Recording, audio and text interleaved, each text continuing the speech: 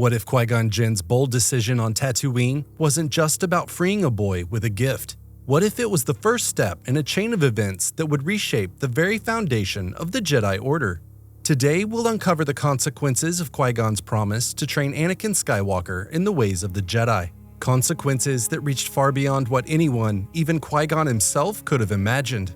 The tragedy of Qui-Gon's decision isn't simply that Anakin fell to the dark side. It's that Qui-Gon instilled in Anakin a hope the galaxy wasn't ready for. His belief in the boy's potential clashed with the structures of the Jedi Order and the Republic, shaping both Anakin's fate and the destiny of the Jedi. But what if Qui-Gon's motivations weren't entirely selfless? What if Anakin represented more than just the chosen one to him? Perhaps Qui-Gon saw in Anakin a means to fulfill a vision passed down from his former master, Count Dooku. A vision to break away from the outdated ways of the Jedi and reshape the galaxy. By trying to mold Anakin into the embodiment of that vision, Qui-Gon may have unknowingly set the boy on a path toward darkness. Qui-Gon Jinn was unlike other Jedi. When he encountered Anakin on Tatooine, he wasn't just freeing a slave, he was seizing the chance to challenge the Jedi Order itself. The Jedi had become entangled in politics, their rigid adherence to tradition weakening their connection to the living force. In Anakin, Qui-Gon saw more than just a powerful boy. He saw the potential to restore what the Order had lost. Training Anakin wasn't simply about fulfilling prophecy. For Qui-Gon, it was an act of defiance, a way to push back against the Council's narrow view of the Force. Anakin's raw connection to the Force represented the kind of change Qui-Gon believed the Jedi needed to survive. A future unbound by the Senate's control. But Qui-Gon's vision for Anakin was shaped by more than his own beliefs. His former master, Count Dooku, had instilled in him a sense of disillusionment with the Jedi's role in the galaxy, a frustration that ran deeper than Qui-Gon may have realized. To fully grasp the weight of Qui-Gon's decision, we must look at his relationship with Count Dooku. Dooku had once been a celebrated Jedi Master, but his growing frustration with the Jedi's role as enforcers of the Republic led him to question the Order's purpose.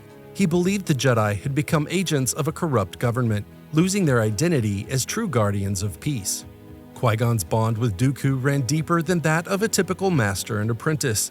Even before Dooku left the Order, his disillusionment had a profound influence on Qui-Gon, planting in him a similar distrust of the Council's growing attachment to politics. Dooku taught Qui-Gon to think independently, to challenge the status quo, and to follow the living force rather than blind tradition. However, where Dooku eventually turned to the dark side in search of power, Qui-Gon remained committed to balance and harmony within the Force.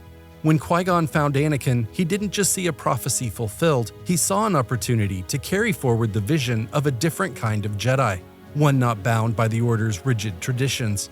In Anakin, Qui-Gon saw not only great potential, but the possibility of reshaping the future of the Jedi. His decision to train the boy wasn't merely about duty, it was about defying the Council's narrow views and creating a Jedi who could adapt to the galaxy's changing needs. Yet in this act of defiance, Qui-Gon may have unknowingly mirrored Dooku's rebellious tendencies, setting the stage for a conflict neither he nor his former master could foresee.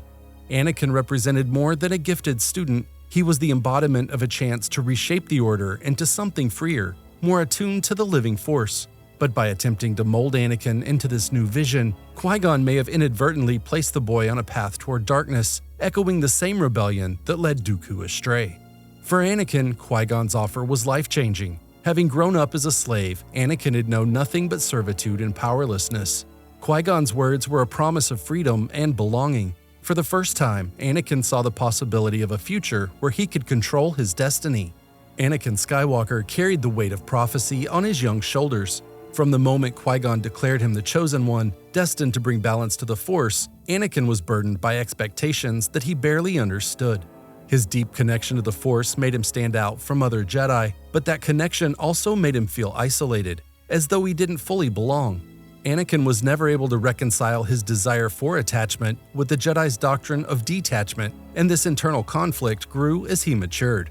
His emotional attachments, particularly to his mother and later to Padme, became the sources of both his greatest strength and his greatest vulnerability.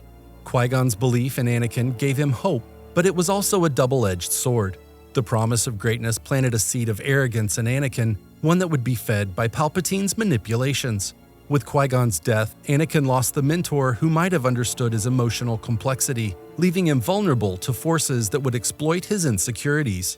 Qui-Gon's vision of change for the Jedi clashed violently with the realities of the galaxy. The Republic was rotting from within, and the Jedi had become instruments of its failing government. The Jedi Council, for all its wisdom, was too entrenched in tradition to see the need for the kind of radical transformation Qui-Gon envisioned. They feared Anakin's raw power and the emotions that fueled it. Yoda's warning, "Fear leads to the dark side," was not without merit, but it also revealed the Council's own fear of change. Qui-Gon, on the other hand, believed that Anakin's fear and emotional depth could be understood and managed through proper training. But the Council saw Anakin as a threat, and their resistance to Qui-Gon's method created a rift that would only deepen with time. What makes this more tragic is that Qui-Gon's defiance of the Council was not only seen as reckless, but it created a division within the Jedi that would contribute to their downfall. His belief in Anakin as the Chosen One was ahead of its time. The galaxy, the Republic, and even the Jedi Order itself were unprepared for the change that Qui-Gon saw as inevitable. Anakin's greatest tragedy wasn't just Qui-Gon's death, it was the promise of a future that could never be realized. After Qui-Gon's passing, Anakin was left with Obi-Wan Kenobi, a mentor who, while loyal and capable, could not provide the same paternal guidance that Qui-Gon might have. Obi-Wan was bound to the Jedi Code in ways that Qui-Gon was not, and his training of Anakin was far more rigid. Anakin's fall to the dark side wasn't solely due to his own failings, it was also a failure of the galaxy to support the hope Qui-Gon had instilled in him. The structures that Anakin believed would guide him, the Republic, the Jedi Order, were crumbling. In many ways, the galaxy's refusal to embrace the changes Qui-Gon saw left Anakin isolated, vulnerable, and ripe for manipulation by Sheev Palpatine. In the end, the promise Qui-Gon Jinn made to Anakin Skywalker wasn't just about training a gifted boy. It was about reshaping the future of the Jedi, and perhaps even the galaxy. Qui-Gon's hope was built on a vision that rejected the rigidity of the Jedi Order, seeking to restore balance through a new kind of Jedi, one who could navigate the complexities of the living Force. But in placing that hope in Anakin, Qui-Gon unknowingly set events in motion that would spiral far beyond his control. The Duel of the Fates, the confrontation between Qui-Gon, Obi-Wan, and Darth Maul on Naboo, wasn't just a battle of Jedi versus Sith. It was a battle for the future of Anakin Skywalker. Qui-Gon had seen Anakin's potential, but it was a potential that needed his unique guidance. With Qui-Gon gone, Anakin's training fell to Obi-Wan, a Jedi who, despite his best intentions, was not yet ready to nurture the complexities of a boy like Anakin. Obi-Wan's adherence to the Jedi Code, while dutiful, lacked the deeper understanding that Qui-Gon might have provided. As a result, Anakin was left vulnerable to the forces that would ultimately corrupt him.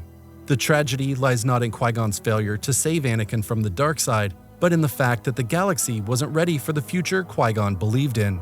His defiance of the Jedi Council, while noble in its intent, left Anakin without the proper mentor to bear the weight of being the Chosen One. And as the Republic crumbled, so too did the foundations that could have supported Anakin on his path. The Duel of the Fates wasn't just the end of Qui-Gon's life, it was the end of the vision he had for Anakin. The promise that was meant to bring balance instead led to darkness. The Force may have chosen Anakin, but with Qui-Gon's death, the galaxy was left in the manipulating hands of Darth Sidious. Thank you for exploring this dive into Star Wars lore with us. If Qui-Gon had survived the Duel of the Fates, how different would Anakin's path have been? Let's discuss in the comments, and until next time, may the dark side be with you.